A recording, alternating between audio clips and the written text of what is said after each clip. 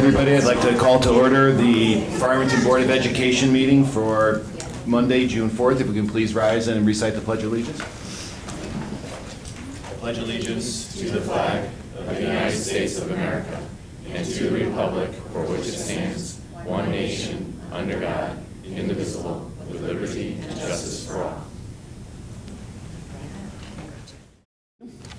Next item on the agenda, item 6, consideration of the Superintendents Report. 6A, review of Excel annual report.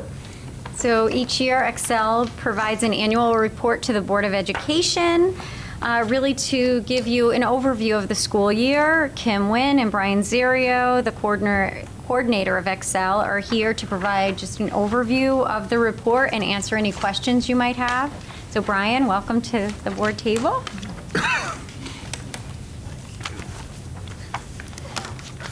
Right. I love this meeting. Seeing all the old students. This year I had one past Excel student, so it was great. Makes me feel good. So I want to start off by thanking everybody and tell everybody that I'm celebrating my 20th end of school year this year. I started in 1998 when I was 10 years old. No. So I've pretty much, I started as a frontline staff and I've worked under, I had some great leadership and mentor, before me. We don't have to mention any names here. Anyone in particular? Right. But really, Excel in Farmington has really become my life. I met my wife here, 2000 and working, and it's just been part of it. I feel like it's so great working here. So I'd like to just highlight, 2 really great continuous improvement stuff that we did this year. One is, to continue to build and promote quality and staffing in my program. What we did was we hired the Connecticut After School Network as kind of a contractor and provided them, they put on a series of trainings for us this year. So they came in, they did 1 training a month for my staff. Sometimes it was at a 1 o'clock time frame, other times it was after Excel hours from like a 6:30, just to continuous improvement. A couple great topics that they went over were being a partner in learning, effective planning and reflection practice. A lot of this stuff kind of crosses over from the education world to the after-school world as we're trying to build better partnerships here. And of course, supervision and leadership of children, and a new one that's on every single topic that I go to lately, either for education or outside of, after school world, is the social emotional learning with students nowadays. The second thing I'd like to, highlight is every year I do a fall round observation sites and a spring round. So this spring I invited all the principals to come and visit and, work together as a team and just kind of give the the staff that's school and Excel are partners and learning and after school. So it was great. We had many of the principals come out and do some rounds with me, and it was a great partnership. And I continued to follow that next year and do that again. I think it'll be great. And then I guess I can't not mention that this year we had another great enrollment year. We had 582 students that attended daily throughout the town.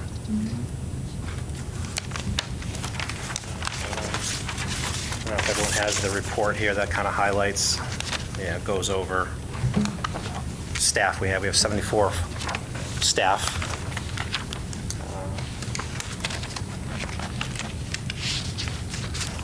Does anyone have any questions for me about the program? Any questions, Liz? Well, I don't really have a question, but it's more of a comment that I make every year about what a fan I am of Excel. So you, in particular, Brian, had my children. And I think that you just do such a great job, and everyone in Farmington should just be happy, and I hope that everybody realizes what a great program we have and that it's in-house and that everything is done right there. And not only if you go, you don't have to go every day. You have some excellent opportunities for, just extra things for the kids to do, little courses like the cooking, and that's part of Excel as well. So I really think you're doing great things, and I'm fully supportive of Excel, and I couldn't say enough I can't say enough good things about it, so thank you. Thank you. Thank you for the comments. Yeah, I could receive, this week alone, I received 2 phone calls from outside districts, kind of picking my brain on how, because we're kind of the oddball that we're in-house. Most everybody else, after-school programs are renting space and outside contractors. So every week I'm getting more and more as they get to the end of the budget season and towns want to switch over. So we've been taking a lot of meetings with other superintendents and business administrators to kind of pick through and see what, what our program is doing.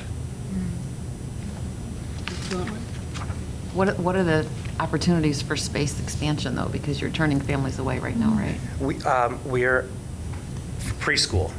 Yes, so preschool, yes. There is a huge need for preschool, which is a tricky space situation here in town because it's dictated on the population of the K through 12 in those schools. I don't have I'm at kind of the mercy of the population of the school. So I'm working very closely with the principals, and if there is space, we're going to take that opportunity to expand and provide more spaces. Yeah. How many families do we turn away? I mean, is it, would you say? For this past school year, we probably had 35 families on a wait list. This year, we are almost done filling our spots. This year, it looks like we're probably going to have upwards of 50 to 60 Wow. people on the wait list. You're talking 6 classrooms, 15 students, so it's, that's the one thing I get every day, phone calls about preschool. Yeah. And not only I 'cause- receive them. Yeah, everyone receives them, and Yeah. I'm also getting phone calls from surrounding preschools saying, do you have openings? Do you have openings? Trying to send parents, my way, but I just don't have the space for it. Yeah, we just simply don't have the room in our schools. So we try to fill up every classroom, and we've expanded preschool quite a bit over the time that I've been here. And, it definitely is a growing need. And, we really like the concept of having a preschool on both sides of town, preschools on both sides of town, because a lot of the students can continue their elementary time, and they preschool and then they continue through 4th grade. It's just seamless and works really well. It's just we have limited space The goal has always been to have a community preschool at each of the elementary in each of our schools. elementaries. We just haven't been able to achieve it yet. Brian, I was wondering, do you think it's just population, or could it be reputation? I think it's a combination of a couple things. It's reputation, it's cost. I just did my analysis every year, and we're probably, on average, $2,000, for the 10 months cheaper than the majority of places around. And it's in that school, so they know that if you can get into No Walls or West District or, Union, there's no transition going in. That's a big thing for, a little person, so. And now we're also in those schools providing, specials. Right. Right. Kim Yeah. has worked really hard with Brian so that they also get experiences, in the specials area. So that'll be new next year, correct? Yes. Yeah. That will be an addition. Well, I would echo Liz's comments about having my kids attend Excel at West District, but I don't feel as guilty now talking to you in the hallway about feeling old. You've been 20 years. That's amazing. Yeah. Yeah. So my first group are 25 now. When Wow. I came in at No Walls, they Well, were. no, just thank they you. were, I mean, thank you for your extended service. kindergarten, 5 years Dedication old. to the program in the district. It's phenomenal. I just had no idea you were here that long. Yeah. Longevity in this district Yeah. has served us well. in No, 'cause many- it's a great program for It all the is. reasons, you transition the kids, from West District right into kindergarten, and it's wonderful, and after school and everything was great, yeah. No, great job, thank you very much, Brian. Any other questions, or? Okay, thank you. Okay. Thank you. Thank you. Great night, everybody. Thank you. Thanks, Brian.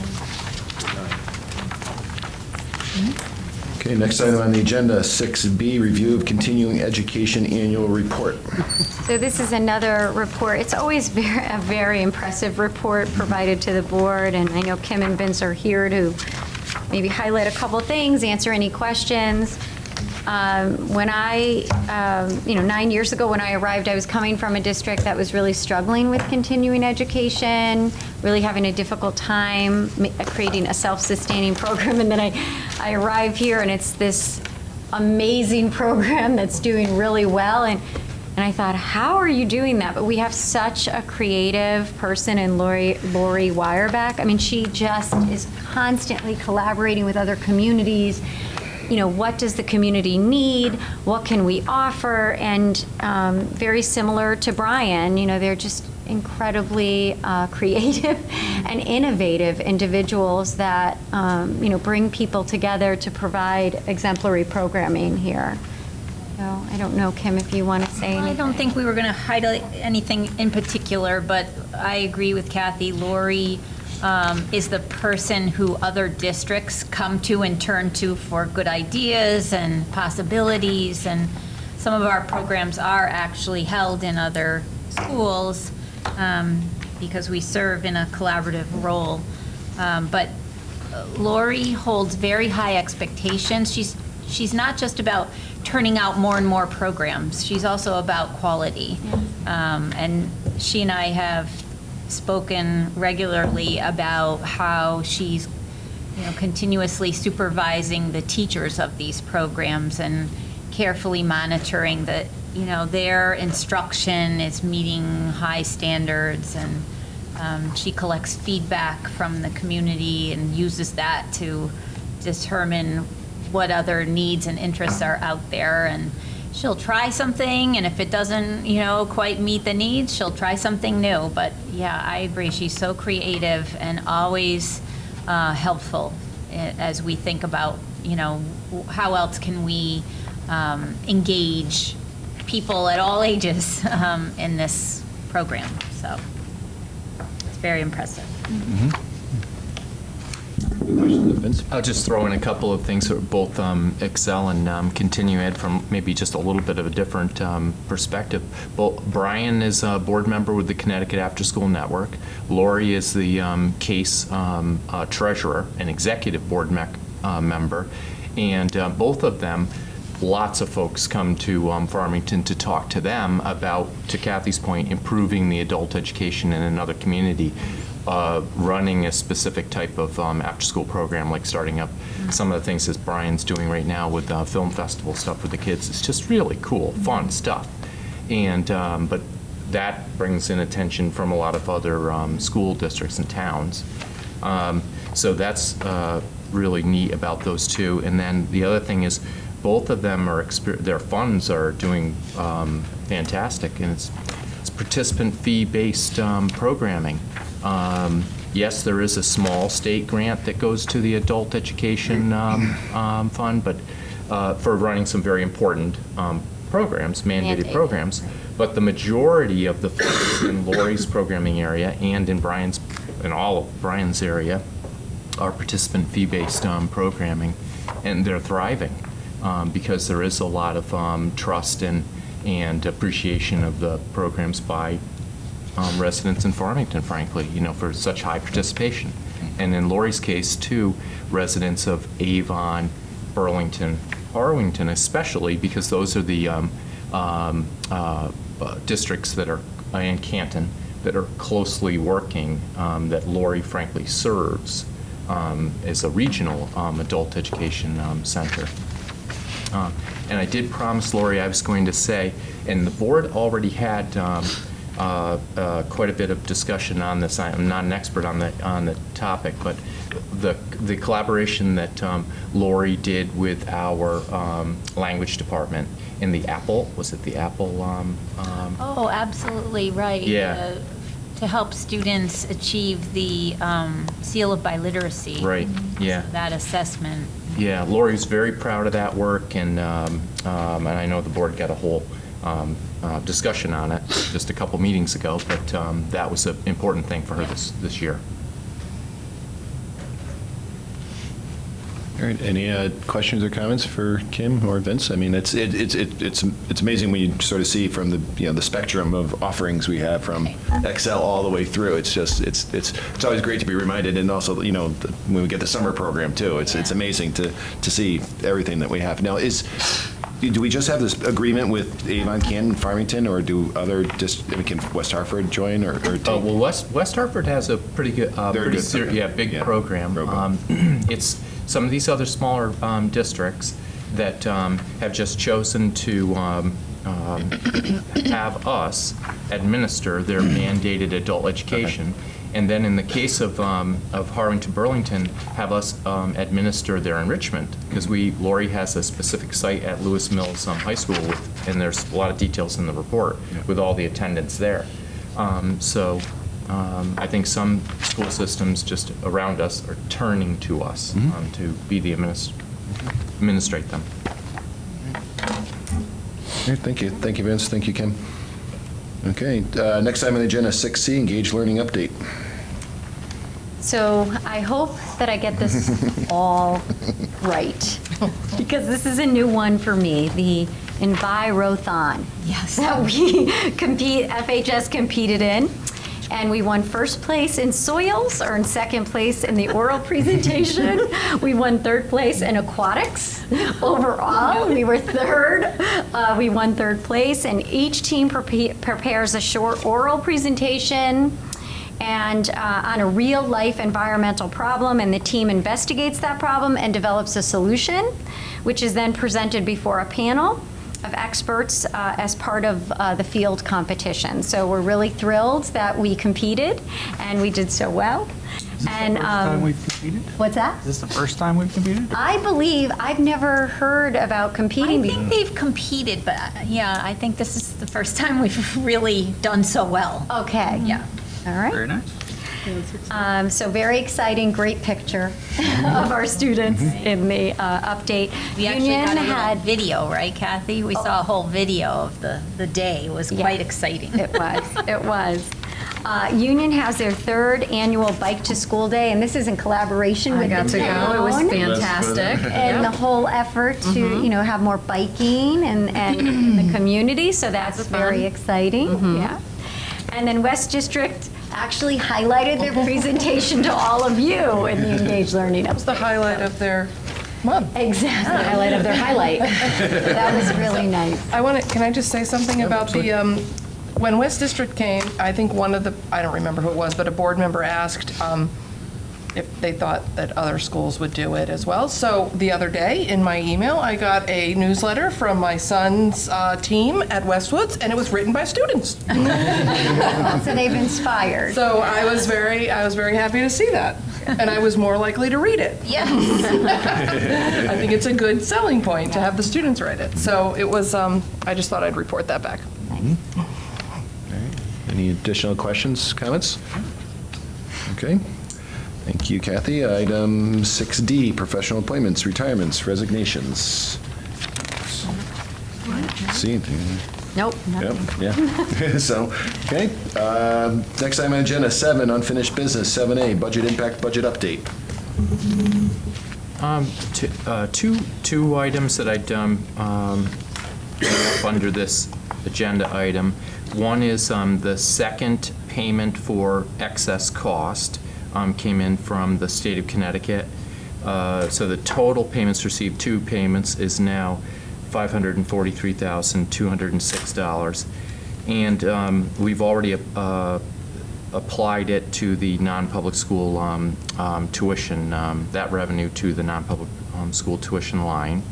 And the second one, maybe I'll let Kim talk first. Yeah. Sure. The second item relates to something that Kathy put in her weekend update to all of you regarding additional staffing needed in music. So I sent you a summary that essentially explains that we had increased enrollment unexpectedly, significantly increased enrollment in band at the middle school. And therefore, currently, Miss Mayer, who is teaching .8 at the middle school and .2 at Westwoods, really needs to be back at IAR full-time to accommodate the increased enrollment. That said, at Westwoods, the enrollment in band did not decline, so we need to maintain our level of staffing at Westwoods. Thankfully, we have a teacher at Westwoods currently who is .8 in choral music, but is also certified and capable and excited about the opportunity to provide instrument lessons and round out the need at Westwoods for band. So we're coming to you to say that we do need an additional .2 unexpectedly in music staffing, and Vince can say a little bit about where those funds would come from. The .2 for this position would be $18,508.60. Additional, and that's not budgeted for in our current budget. So that'd be a new expense to our upcoming 18-19 budget. However, there is some new information as I am looking at how retirements are playing out and in the teacher turnover lines since the February 1st deadline date, new information. And the offset by that, the savings in teacher turnover will clearly cover that aspect. Oh, that's good. What's it called, Vince? Pardon me? Where is? In teacher turnover? Teacher turnover. Yep. So from new teachers who are turning over, and then the expectation of when a teacher would be hired and at what rate of pay they'd be hired, the difference will more than cover that. What's the surplus in that right now? You know? I'm going to estimate right now that, not including this 18,000, I'm going to say it was around 30,000. But if you include the 18,000, now it's 12,000. Yep. Well, can I just? Yeah, absolutely. So, but that isn't accounting for, I mean, all of our hiring isn't finished for. Correct. Right, so that's not, I mean, we might need that surplus depending on who we hire, who fits into what position. So it's not, that's what that's for, right? Right, Okay. right, oh, absolutely. Yeah. And we're not done hiring. No, we're not, yeah. Right. No. Okay. Any questions, comments? Okay. Thank you, Vince. I mean, we don't have taking action on that right now. Or, No, you know, we definitely could, you know, at our next board Okay. meeting, but at this point, you know, we're informing the Yep, board yep. of this enrollment, you know, increase that we did not expect. It is an unusual increase. And so, you know, we certainly want to make sure students who want this programming get this programming, but it does necessitate a .2 Okay. increase. Chris? okay, yeah, on the list. So just to be clear, this is something that was changed, and the board said that we wanted to be kept apprised of all of the different enrollments and what's happening. So this would be a perfect example of, so you got responses back from students about what they want to take, and the enrollment is higher than expected, so we're making a change to make it back. So it's enrollment driven, yeah. And I would assume that because we're not making a change to orchestra, that it's not the enrollment was as expected there. Yeah, okay. All right, thank you. Okay, next item on the agenda, 7B, excuse me, approval of revisions to the following policies, second reading. Should we do them one by one, or? We went through them in bulk Yeah, last in bulk. time. We did Okay. them in bulk, Okay, 'cause but if I wasn't here. anybody has any, we can do them in Okay. whatever you think is best. Well, why don't we just do them in bulk? I mean, I wasn't here, but we did them in bulk. So approval of the, can I have a motion to approve the revisions to the following policies as listed in the agenda? Motion? Wait, this is for, Yep. or no, okay. Hold on, this would be to approve. I don't think we did them in bulk. I don't think we did either. didn't? Yeah, we did. Okay, Well, we went through them, but the motions were in bulk. Are you sure? okay, because I wasn't here, so. I'm positive. Well, there are two, there's. Because there's two revisions, sections. And then I think there are new. That's Right. how they were separated out. I'm pretty sure we went through them all individually, and then we voted on them in bulk, two different motions. Two motions. Right. Yes. Revised and new. Right. So motion and second, Liz, yes, on the For the table? approval of the revisions. The revisions. To the following policies as listed in the agenda. And any questions, comments, discussion? I have a couple questions. Yeah, absolutely. Just to Michelle? Remind myself. So, the first page, bylaws of the board, the legal responsibilities. Under C, the highlighted, the bold ones. Remind me. So what- policy 9012A. Yeah. 9012. So they didn't list all the positions that you appoint, Okay. so we wanted to make it update clear. it. Okay. Yep. Where the heck is that? Okay. It should be the first page of first the one, yeah. policies. 9012A at the top. Item C. Okay. Any other questions, Michelle, or? Are we going to B? Do you want to just do it as a whole? I mean, I have a couple questions. Okay. too. Yeah, I thought. Going Okay, back. well, we'll go, if you want to go through, we'll go through then B. Yeah. You have the Board of Education meetings. One, I guess, and everything. Sure. Yeah. So policy 1120. Yeah. So on number 2, so I'm on 1120, policy 1120. Do we want to elaborate a little bit more on an example of what an emergency situation would be? That, because I believe that, I remember that section as being new. When a majority of the members agree that an emergency exists. If it's an emergency, like, how do you get a majority to, if it's an emergency, there's probably 1 or 2 people making the decision. So what's our process for making that decision, and does it make sense to identify an emergency situation? An example of one. By setting an example on the page, though, we limit Yeah. the Well, opportunity. yeah. So by leaving it vague to call it an emergency, that leaves it with the board itself to determine what constitutes an emergency. Plus maybe examples, if we, oh, I'm sorry. No, I'm done. In broadening that, we might bring up uncomfortable topics listing in our policy that probably wouldn't make sense. Like to have to list what, an example of an emergency. I would feel How uncomfortable. do you define it as an emergency? Well, Well, it's when the majority of the members agree. I mean, it's not me calling an emergency meeting and then whatever. It's when the majority agrees as that the circumstances require a meeting. Yeah. Yeah. So how does that happen? Because in an emergency, how do you get in touch with a majority of members? Let's send a communication, either verbal, phone calls, and/or emails. Yeah, so how would you react if you didn't get a response?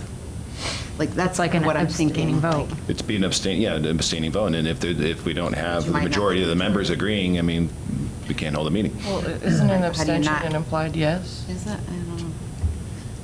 It's an implied In a vote, I mean? nod to the majority. So it could be an implied no also. It would, it's a. Oh, to the majority. Yeah, The majority, yeah. yeah. Yeah. Does it have to be on a vote like that?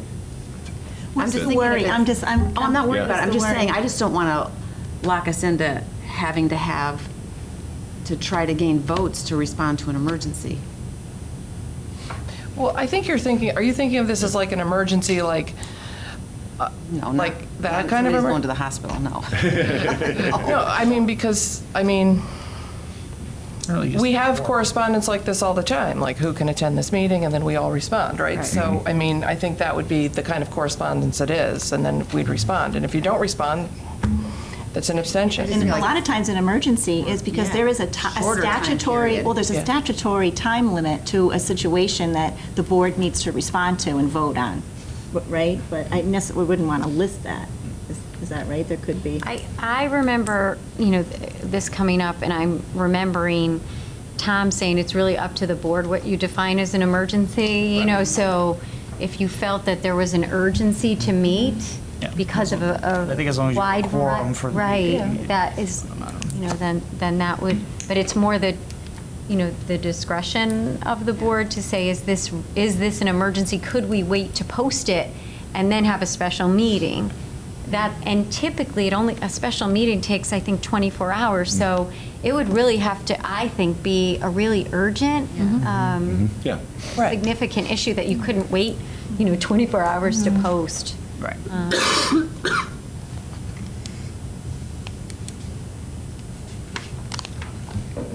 Is emergency the right word then to use for it? Yeah. Yeah. That's what it's I called. think it's what we use. Yeah, Yeah. I think it's just the term that's used in, Okay. the I mean, board meeting. I actually think it's a good policy because it takes the power out of one individual's hands. I mean, it makes it a board decision as to whether it's an emergency or a special meeting. So I think that it's actually being more responsible. It's more inclusive, more right. inclusive to the determination of the emergency. It's not, my call or Christine's call or anyone's call. Right, Yeah. yeah, I understand that well. Okay. Anything else, Michelle, or you okay I don't think so. no. on that one, or just, we'll go down? Okay, anyone else on, any other questions or comments on policy 1120? Okay, so then C, quorum and voting procedures, policy 9325.1. Questions, comments, discussion? Chris? Yep, yes, go ahead, Andrew. So everything that's in italics is all brand new? Correct. This is Yes. all added Mhm. to the policy committee? Can I- Yes, yeah, absolutely, Just Liz, to yeah. that point, it's all brand new in the policy, but it's something that I think the board has been doing for quite some No, I time. So understand. It's just yeah. writing out just- exactly yeah. what. Being more clear What we- about it. Being more clear. No, I just want to elaborate for anyone who's watching. That this has all been our Just past incorporating, practice. it's incorporating past practice into a policy, yeah. Sure. Yeah. Okay, any other questions on that one? Office of the Chairperson, policy 9121.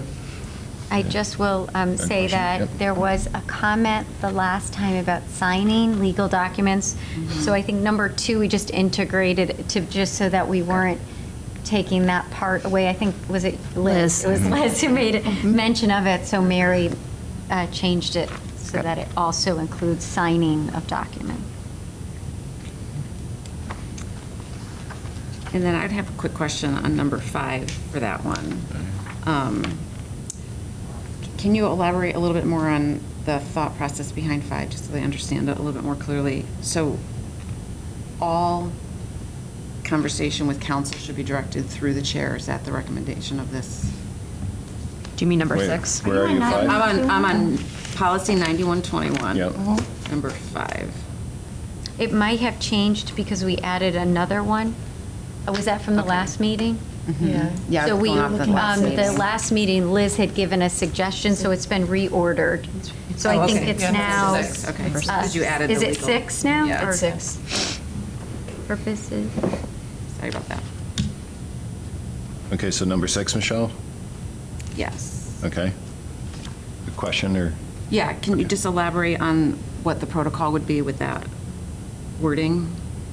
Is it that all contact with council, am I reading it correctly? The chairperson shall act as the board's representation for the purpose of consultation with board, legal counsel when appropriate, and may authorize other board members to consult with board counsel when appropriate.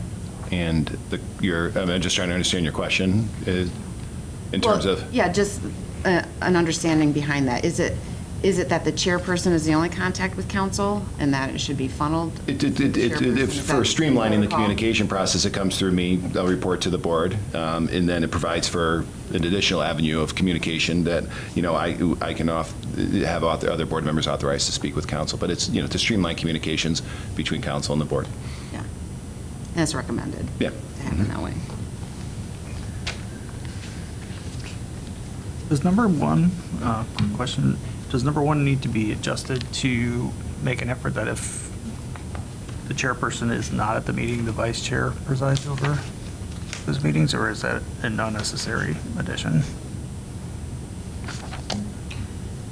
Is there a role of the vice chair? I was going to say, the problem is this policy is about the chairperson. Person, yeah. So Right. if it's in the. If I was the gonna policy say, is otherwise there a provides policy? that in the absence of the chair, the vice chair, then. Okay. Yeah. I didn't know how, I'll let you because know. it's Yeah, okay. never been Yeah, I laid didn't know. out. Question. This structure. No, that is a Yeah. good question. Yeah. I don't know if there's, like Christina's looking up, if there's an office of the vice chairperson. I don't feel like We're kind of used to having the 2 sentences at the top, so this is a little bit more elaborate than we've seen. I have a question, Chris. Yes, Chrissy, go ahead, yeah. I guess I know, and I understand that I am, new this year, so I'm a big learning curve.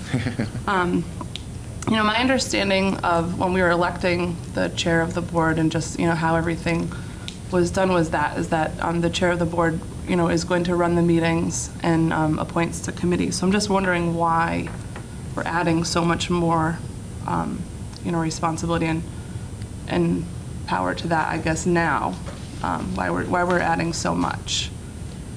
So as the policy chair, I'll take that one. It's not that we're adding, these were always the role of the chairperson.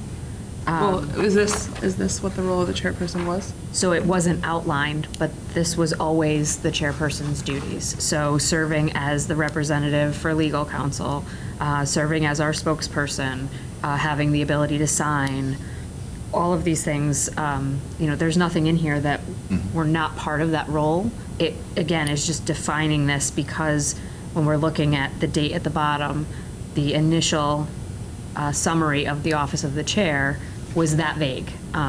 It didn't outline these things despite the fact they are that role. So when we look at the recommended policies or we look at other districts and how their policies are spelled out, this is the best practice language that's included. So that's why we have just defined it more clearly on here. Again, despite the fact that that has always been that role of that specific position. Okay, so I do have a question on number 4. So that any committees, it's just automatically appointed. By the chair. There's no, it's always, any committee, it's just, it goes to you and you say, this is a committee and I'm putting you on it, and that's how it goes. Correct. Okay. Looks like I found the vice chair. Are you all set with your question? You want me to go through that, or do you have further questions? And I can do that in a minute. I have questions, but I don't know how to word them, because I just don't understand that. Okay, how about if I go through this and then we can come back in a few? That's fine. Okay. That's fine. So specific to the meetings, the vice chairperson shall serve in the absence of the chairperson, and in the permanence or performance of this service shall exercise all powers of the chairperson specific to the meetings in their absence. So we don't have to add that? Asterisk to C policy. Well, yeah. See policy, blah, blah. See policy. In the absence of a chairperson. In absence of chairperson, C policy, blah, blah, blah. Oh, there you go. If the chairperson isn't unable to preside at the meetings, refer to policy, blah, blah. What policy is that the vice chair is? 99122. I mean, I don't think it's necessary because it's in the other policy, so it's part of, all of the policies are incorporated Works with off each the- other, so you Correct. don't need that because that's how policies work, they're all incorporated together, so I don't think it's necessary. Yeah. Yep, Ellen? Can I Yes. ask I don't a know if it's question necessary in response to Christie's concerns? And maybe through my question, maybe that will help. I'm learning, and I'll admit it, I'm learning, I'm trying So, really hard.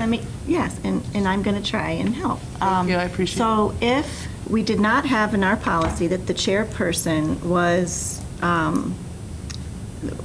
the only one authorized to appoint board members to committees, if we did not have that, then how would you think it would work for board members to be appointed to different committees? And Well, I definitely understand that the chairperson would be appointing, but I guess I just thought that if committees are being formed, all of us would be, advised. A committee is being formed, do you have any interest? that's a different question. Okay. So that's different. So then it might be how I'm reading So it. that might not be something that would be put in a policy. Some historical background, no offense, Chris, that's the way it went before, that at board meetings, when there was ever going to be appointments made, that there was during a chairperson's report, that they will be the announcement looking for board members, and we would contact the chair if we were interested. And then they would contact who he or she has selected. That happened historically. No offense, it doesn't always happen this way. It's a difference in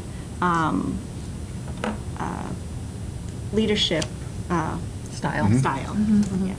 But not necessarily that would be something we'd put in a policy, but maybe we could discuss. Can I just say something? Yep. too? I think going back to the very early days too, I understand what you're saying, Ellen, there's differences, but Chris did poll us all to ask what committees we would like to be on, and, he gathered all that information and then made the decision based off of that. As we appoint, or as different committees are formed throughout, that process may be different through the formation of those, depending on urgency or timing and things like that. But for the, 4 core committees and our liaison appointments, those were all things that were polled. We were asked about those things up front back in January. No, I understand. Yeah. Okay.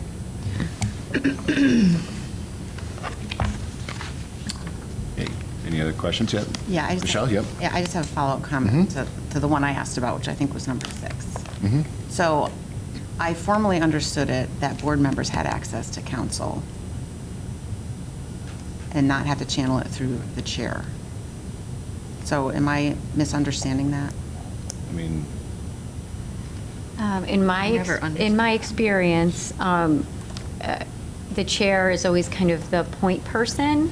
That is the initial contact. But also in my experience in negotiations, Mark, whomever might be the lead for that, would have access, to our legal counsel if any questions came up, because Mark is the chair of that committee. But it usually is, my experience is that you're communicating with Chris, or Chris is communicating. But if you're in negotiations, you can talk to, Tom. I mean, I defer to you to talk directly to Tom. So that's Chair of that how committee. I've seen it work in the time that I've.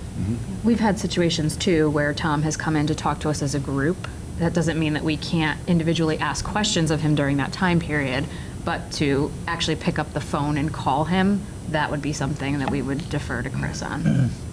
Right, because I think the concern with, board members' access to counsel on a regular basis, that, counsel does charge, so you wouldn't want board members calling at will, but at the same time, if you had a question of counsel, it's probably together go as a board situation, then, we'd be going. Well, I to the understand it chair. because there's probably an answer once you connect with the chair and superintendent to Right. get your question. I understand that. I just didn't know if we were precluding that access to the council with this. Right. This comment. But I agree with the protocol that it's historical. I just don't want it to preclude an opportunity for us to contact.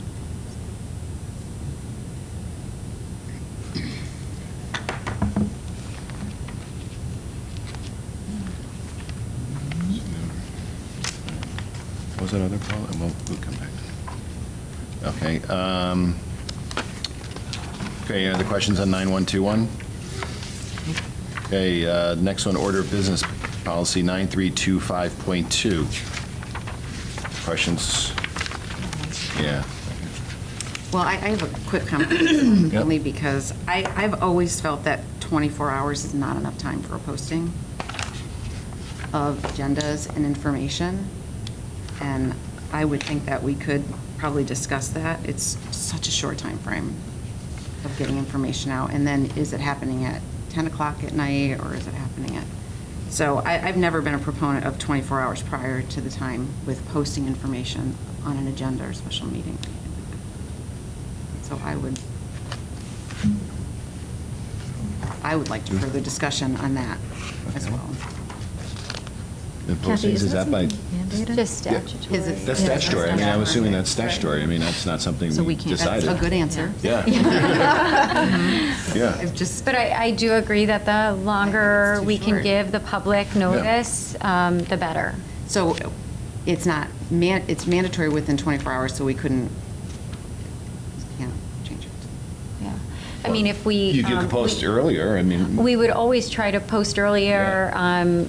I think sometimes we've had a situation where we're appointing an administrator and we do the 24 hours because it's a special meeting, but we really do try to give much more time than the 24 hours. I think that's like a minimum, and we're trying, that's what it states, in statute. Yeah. So we, and the town, I think, has the same language, but certainly I think both entities try to do that before 24 hours, if possible. Chris? Yeah. So Yeah. I think we're usually well ahead of the 24 hours, only because our meetings are on Mondays. So the agenda, I think, is always posted on Thursday or Friday. So that's way more than 24 hours, so, Yeah, I mean, it's a moot issue if it's statutory. yeah, well, to your point, though, I think that Yeah. just because it's a minimum of 24 hours, I think that I think they really try The to make it intent as is to much give as, longer. yeah, to give longer, so, Otherwise, we'd have to have a lot of emergency meetings.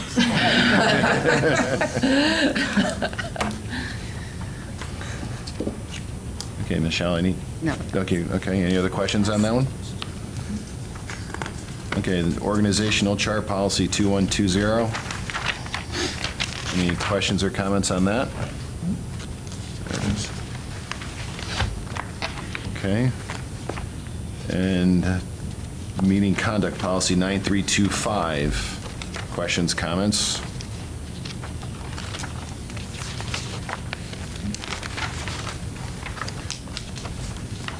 Okay, so I guess by recap, we had at least some discussion about amending 9121, subparagraph 1, to include the reference to policy 9122. If we felt there was a need. Yeah. Yeah, so I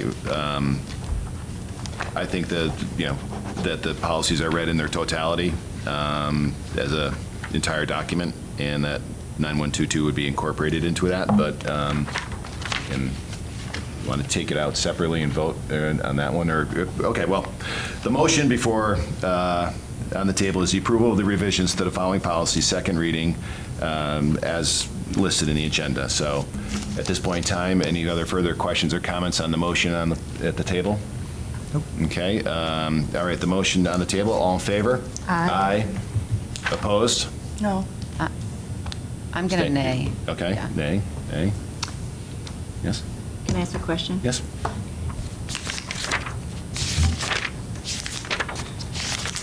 So,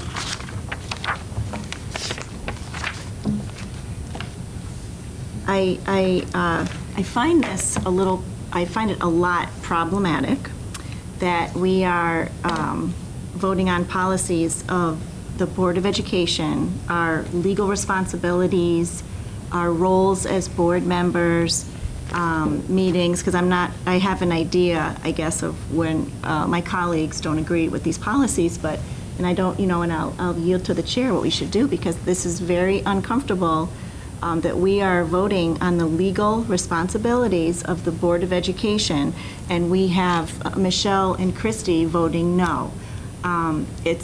I think. Well, I can share my comments on that. That would be helpful. I'm not, okay. That would be helpful. So I feel like it's been historically handled very, very well. And we've gone to itemizing it. And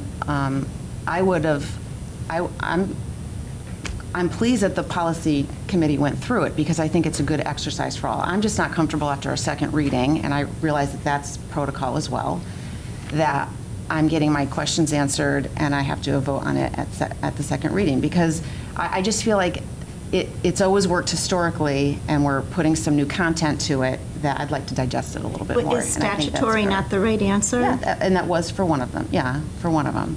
So I just feel that it's worked historically. I appreciate what the policy committee has done. One of the feelings that I had is that I really feel that our committee should have agendas that go out to the whole board, because our committees, we can participate in our committees meetings individually. We can all participate in a committee meeting and give some feedback and or at least sit and have an understanding of the whole process of going through it. So it's not that I'm objecting to laying out all the terms, because I think we've dealt with the evasiveness of the terms in the past, and none of us have agreed to anything other than some of the things that we're saying now.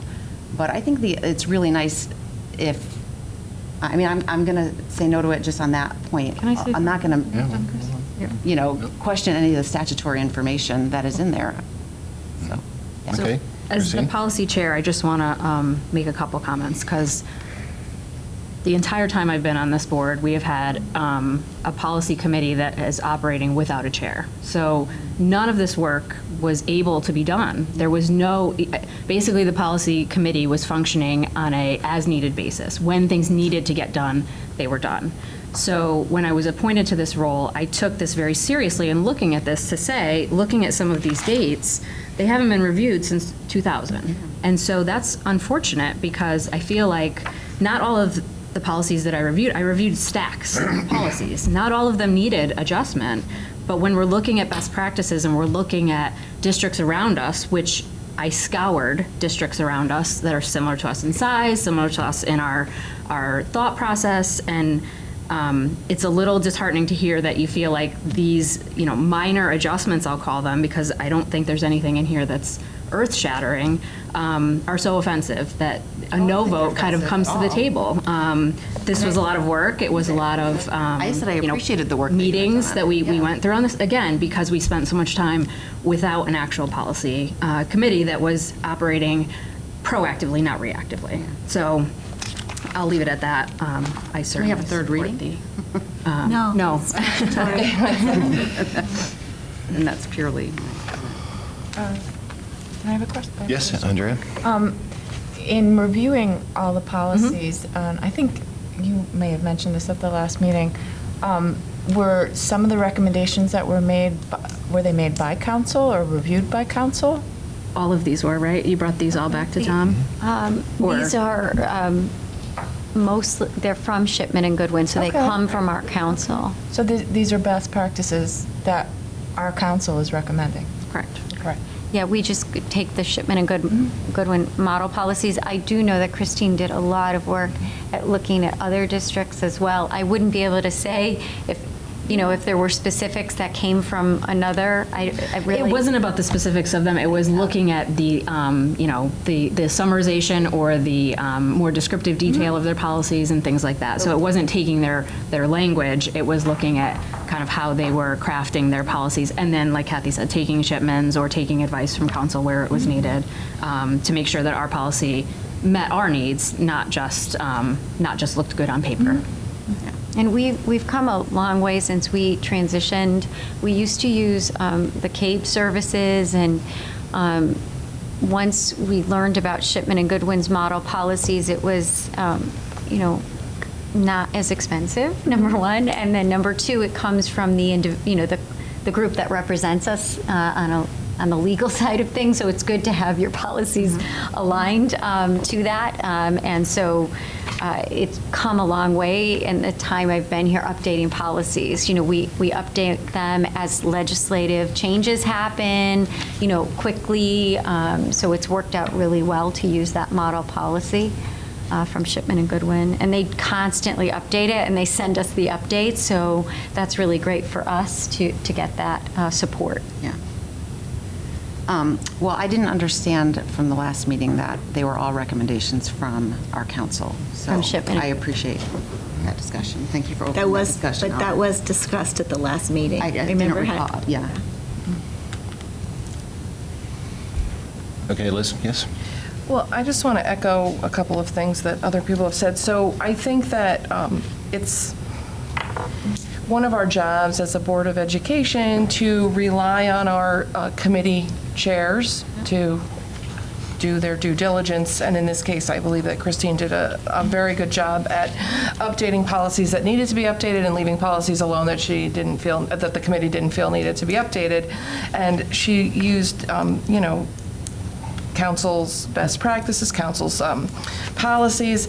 I don't see, and one thing you mentioned was that you wish that there was an agenda for the committee meetings. Well, we might not, that might be a good idea, but we might not get an agenda, but at almost every board meeting, we're told when these meetings are going to be. So it shouldn't be a surprise, like, that there's a policy meeting, when these committee meetings are going to be. So we all know when these committee meetings are, and we could go and we could learn about what's going on with the policy changes, but that's up to us to proactively attend those committee meetings if we want to know what's going on before it's brought to the board table. One of the reasons we have committees is so that each and every one of us doesn't have to go to each and every meeting about everything. Yeah. So I do believe that this is only putting into policy something that has been there all along, and I don't see anything bad about that.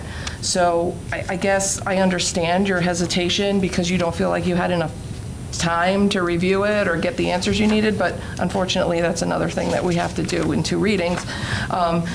I do think it's problematic, though, that we are voting on policies that govern the board, and we have 2 members voting against it. So that, I would prefer not to see that, I guess, especially if your questions have been answered. I think it is a good point that, just to keep the board aware of things, that you should receive all the agendas. So I assume that you were, and if you're not, I'm going to make sure that Mary send out all of the agendas. We have to post them anyway. So making sure that you have those agendas, I think that, that is a good point, and you should know what the committees are doing, and then you hear the follow-up here at the table. So I will make sure that happens. So, in that sense, Mr. Chairman, my nay was for the reasons that I shared after opening up the discussion. I appreciate that, Ellen.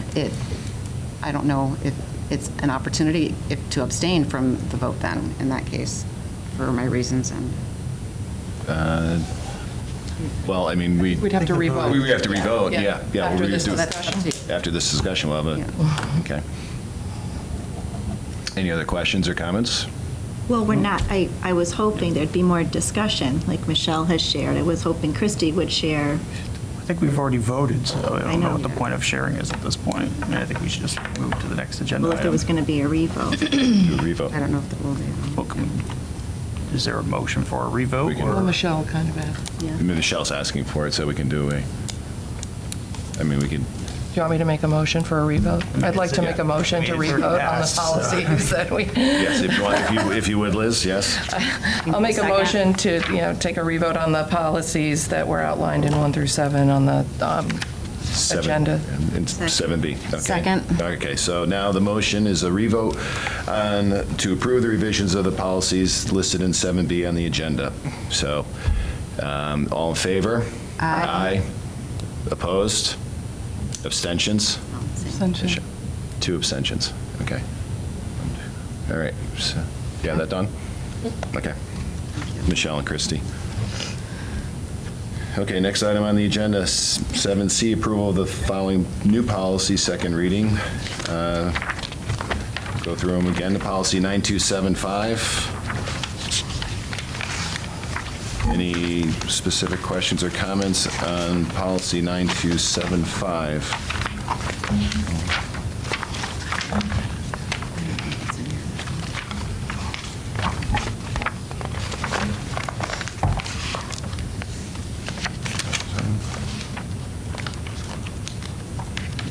Over here, keep going.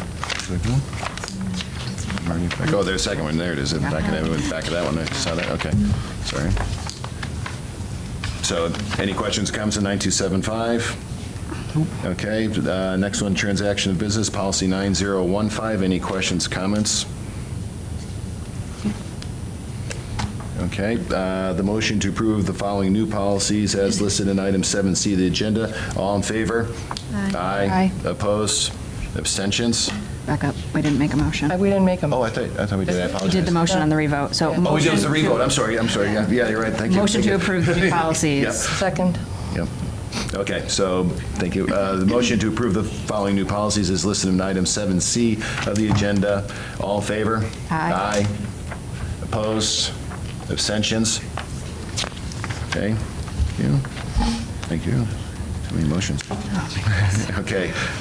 Item 8A, new business, possible consideration of the administrator. So we're going to go into executive. Yep. Can I have a motion to go in executive session? Motion. Second. All in favor? Aye. Opposed, abstentions? Okay, we're in executive session. So we're back in session. Can I have a motion to extend the meeting past 10 o'clock? Motion. Second. All in favor? Aye. Opposed, abstentions? Okay. Now, next item, okay, we're good. Next item on the agenda, item 7B, approval of new administrator. Can I have a motion to approve the superintendent's recommendation to appoint Nicole Vibber to the position of assistant principal of Westwoods Upper Elementary School effective July 2018? Motion. Second. Okay, all in favor? Aye. Opposed? Abstentions? And 1 abstention. So Nicole, welcome to the district. Congratulations. Your credentials spoke for themselves. You personally were wonderful to meet tonight, and we just welcome you to the district. You're going to be a welcome addition to the Westwoods community, and just know that, we're here to support you in your endeavors as the assistant principal. So just know that we're going to support you, and if you have any questions, we're here for you, and couldn't be happier that you're joining us. Thank you very much. Congratulations. All right. What do we got? Poor girl gets to go home, right? She had to sit in her car for 3 hours. She has to sign everything. Yes, I again. Okay, so next item on the agenda, item 9, consideration of the business administrator's report. There are no financials at this time at the next meeting. I don't have anything else to add other than the budget update that I provided earlier. Okay. Oh, wow. All right, thank you, Vince. Item 10, report of the board chair, updated committee meeting dates, negotiations. Mark? We'll be meeting on Wednesday the 6th, 4:30 p.m. And I guess that's all we can say at this point. Okay. Communications? Nothing on the calendar. Nothing on the calendar. Okay. Policy? Nothing on the calendar. Nothing. Okay. And curriculum? We met today at 6 o'clock, and we discussed looking ahead at our 2025 year goals for our Vision of the Graduate, and we're going to have more dialogue about that over the summer, and then hopefully get the board together in the early fall and have a discussion about that. Great. And no next meeting date on the calendar yet. I just want to clarify, it's the year 2020. 20. 5-year goals. It's not for 2025. Yeah, okay. Okay. And then item 11, I guess I can have a motion to delete item 11 from the agenda? Motion. Second? Oh, sorry. I have a meeting on June 18th on my, just so you know. I don't have to, even though we did it? The committee? Okay, well, I didn't know if we had to change the agenda. No. Okay. All right, okay, well then, can I have a motion to adjourn? We don't need to do the subcommittee. Oh, okay, I just said meetings. Yeah, we're just Yeah. doing the four Yeah. mains. The 4 main ones, that's all. Motion to adjourn. Motion. Second. Second. Okay, all in favor? Aye. Aye, opposed? She motioned it. Abstentions? Okay, we're adjourned.